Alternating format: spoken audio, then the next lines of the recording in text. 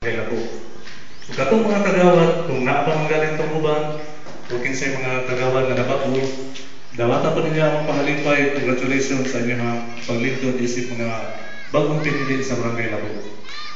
So, nanginakot may kanunay sa inyo ha, makanunayon mga suporta o kooperasyon sa PAOS. Kay,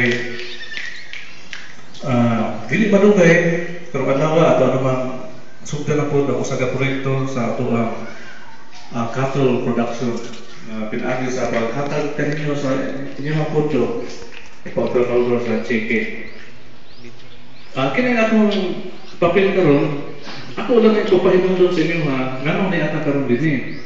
Mao ni siya ang higayon na ako ang i-turnover sa inyo ang punto sa proyekto. Kung mao po ni siya ang official yun po na pagsugod sa ako ang project.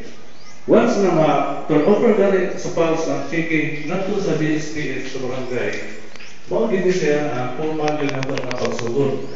So, sugod ka ang asawa, timakin niya siya, kung dali ipunta sa amin.